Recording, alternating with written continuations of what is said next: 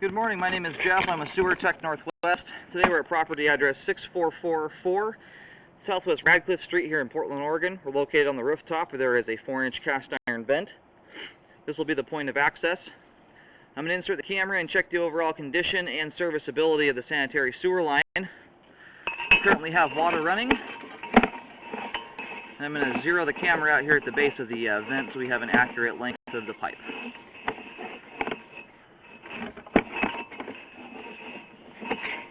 Here we go.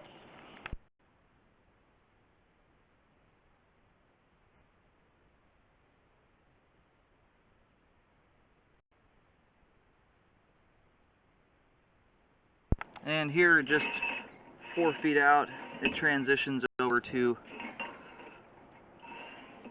4-inch concrete pipe.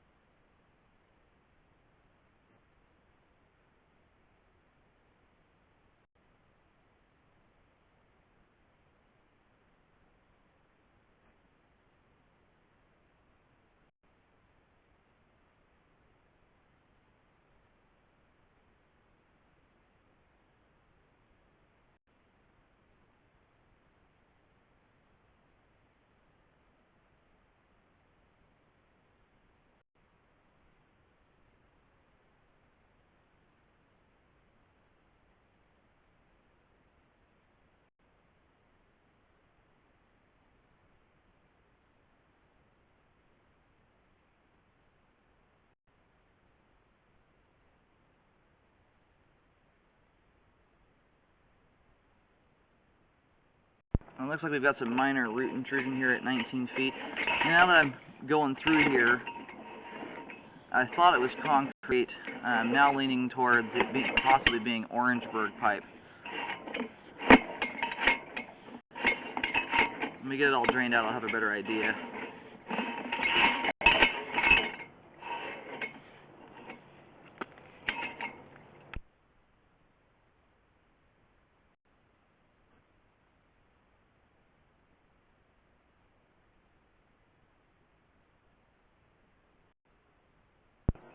I think we've got some more minor roots coming through here at 29 feet as well.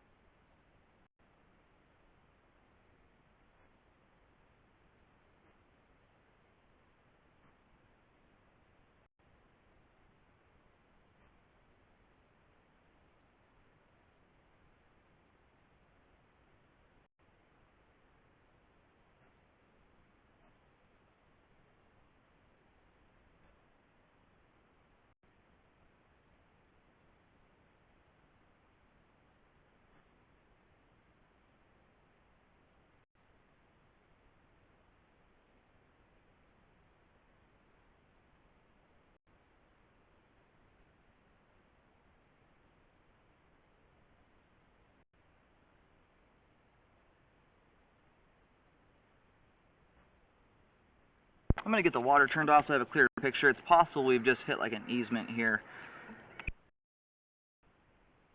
I do have the water draining out, but we have a little bit clearer picture now that it's just trickling off. This does look like the terminus for the line, which is very likely an easement off to the side of the home, the right side.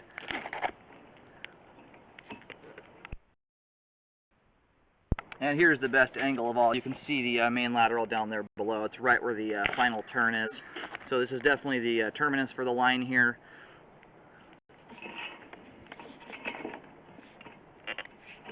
It looks like the last little bit there is concrete pipe.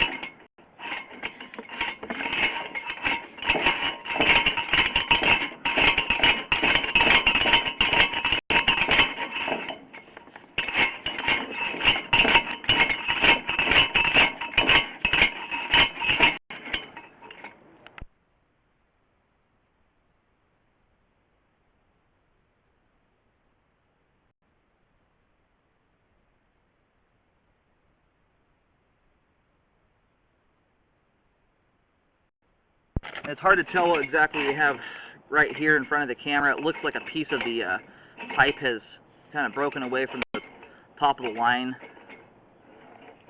Either that or it's just a huge depression where roots are trying to kind of bust through.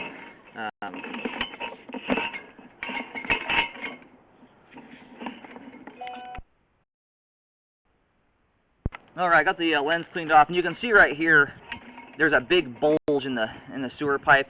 That's one of those indicators that this is Orangeburg. It's tar paper. It over time saturates with water and softens up, and everything around it starts pushing in and deforming the pipe.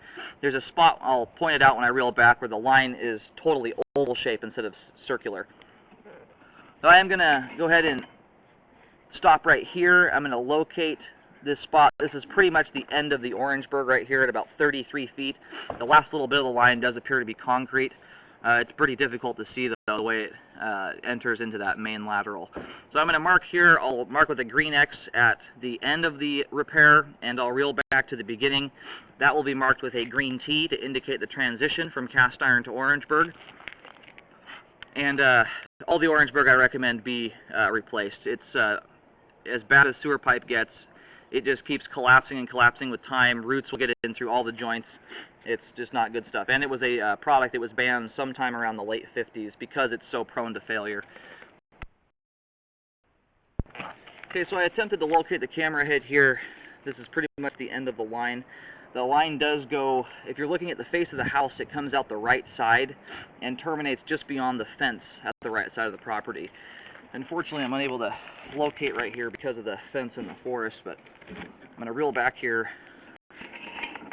a little ways so we can get back on property and locate it. The repair guys are going to have to follow the line out from the fence to the end.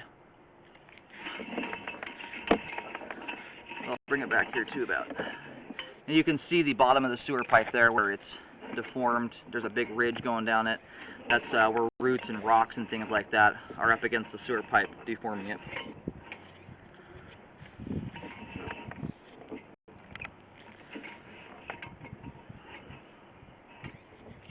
I'm going to go ahead and try and relocate here. Alrighty, I was able to locate here and get around the fence. We're still beyond the fence right now, about 6 feet off of property, and I've just drawn a green line on the ground. It's very thick with bushes and stuff. Beyond this point, I'm unable to locate that final point of Orangeburg. So I'll have to track the line from this point about another 6-8 feet before they actually get to the end of the Orangeburg pipe. But it's about 2 feet 4 inches deep here, so relatively shallow, which will save a lot in the costs. I'm going to keep reeling back here. I'm going to get a marking just on this side of the fence on property.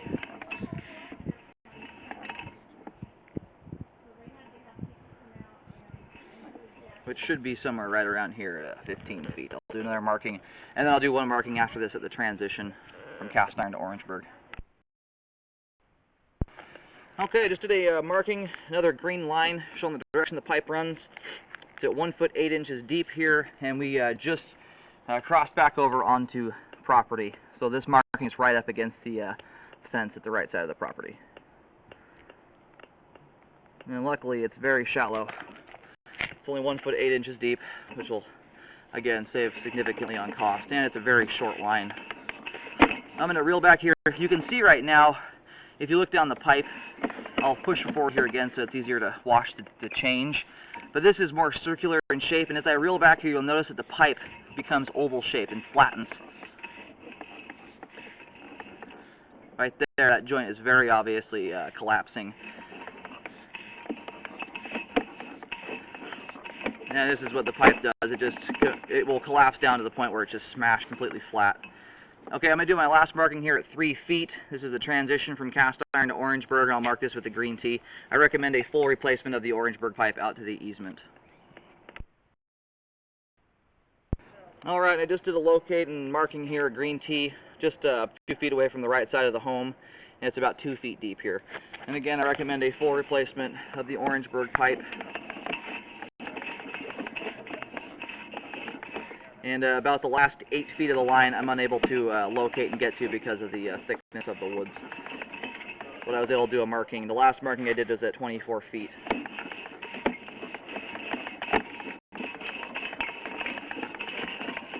I do recommend a rescope after the repair is done, just to ensure that the new line that's gone in has proper grade and was installed properly.